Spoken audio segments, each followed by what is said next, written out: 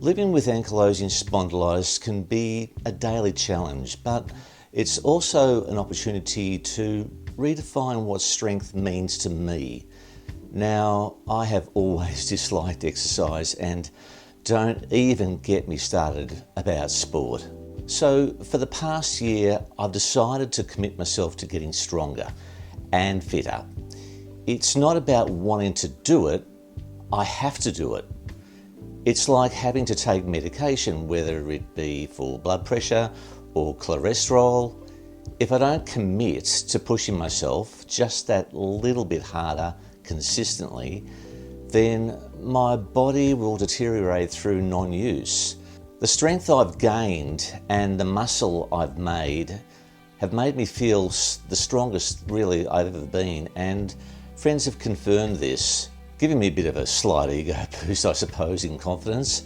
The few years of lockdown had a huge effect on me physically and mentally, especially personally. I felt chained to my desk at home, and I was straight out of bed and then climb onto the computer.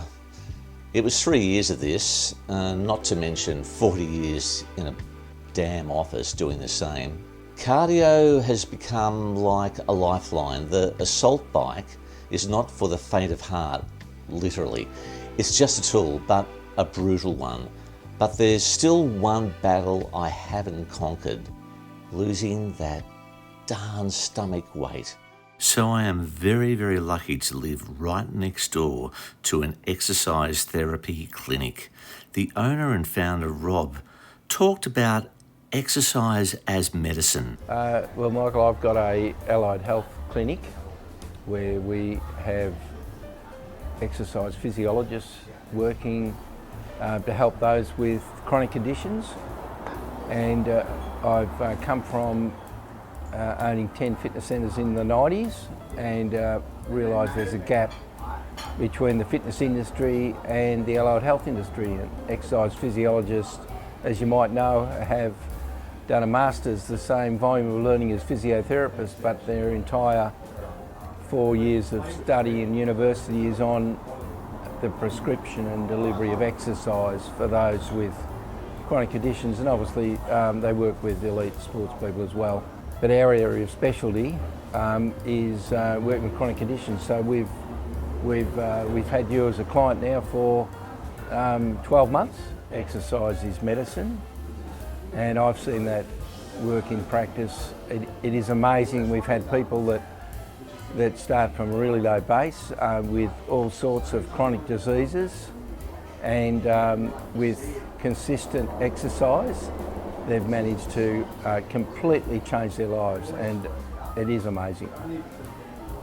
That's great. That's great. And when I first came to Sage Active, what did you think I looked? How did you sort of view me, honestly? Yeah. So when you came, Michael, about 12 months ago, your ability to walk in a free fashion was very difficult. You were not able to stand upright. You were challenged in terms of your muscle, your balance, and also your range of movement. So I'm sure we've improved that over the 12 months, and all due to your consistent hard work. That's right. And what about so we're 12 months down the track now, and so the improvements, you would say, have you noticed the improvements in what do you think those improvements are? Do you think I look in looks and in the way that I move? Yeah, so there's been a huge improvement in your dexterity skills in terms of your range of movement. You seem to be much more relaxed when you move, and obviously as we've discovered with the in-body scans and the reports from the exercise physiologist, you're a lot stronger and fitter than you were 12 months ago. and I'm sure your life has changed dramatically. Well, it definitely has changed dramatically, thanks to your physiologist and yourself, and I've been extremely grateful for that. What I have noticed mostly myself is that I'm faster. I move faster, a lot more faster now. I don't end up as breathless, but I still have a lot of work to go as far as walking. Yes. So my big problem is walking at the moment. Yeah, walking is And- absolutely and- essential. And getting breathless and walking. And I have been told to walk uphill. I believe I was told to walk uphill by one of your previous physiologists, Callum. Yep.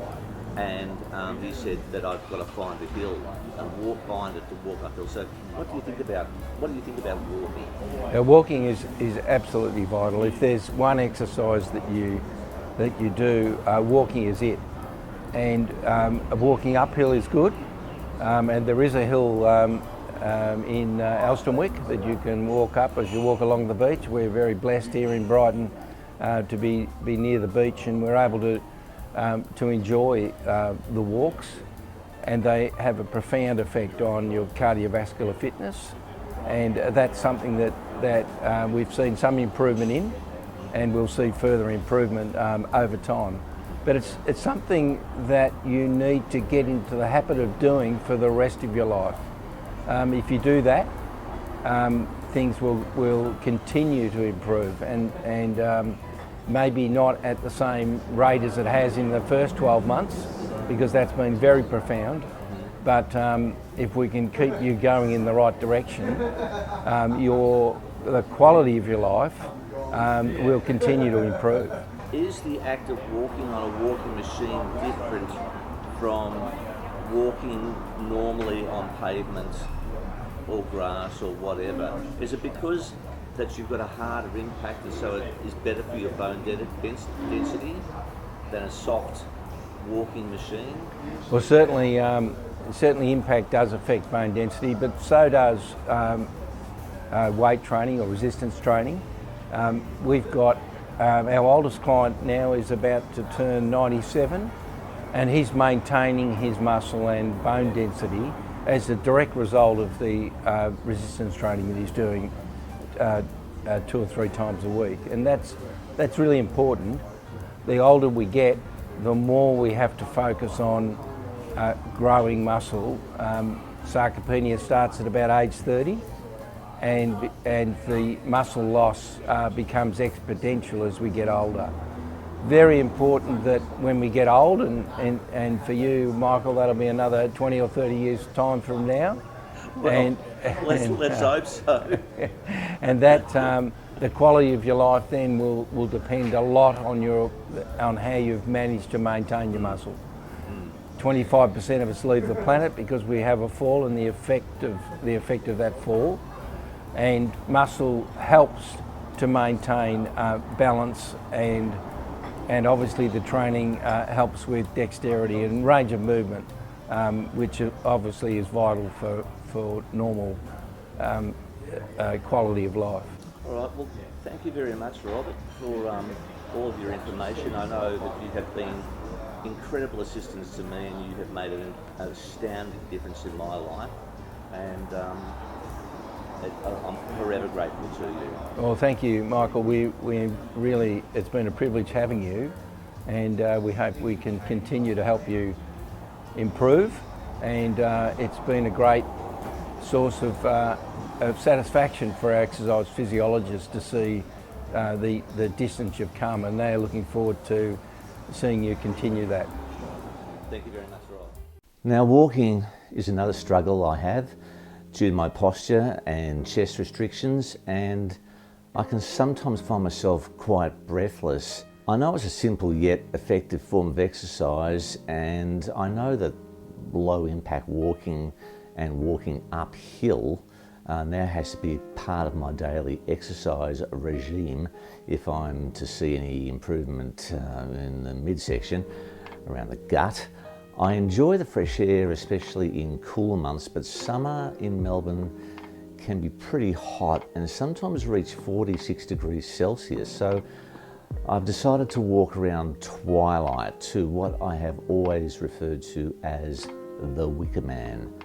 It's a wooden tower sitting on top of a hillock, if you would call it as such.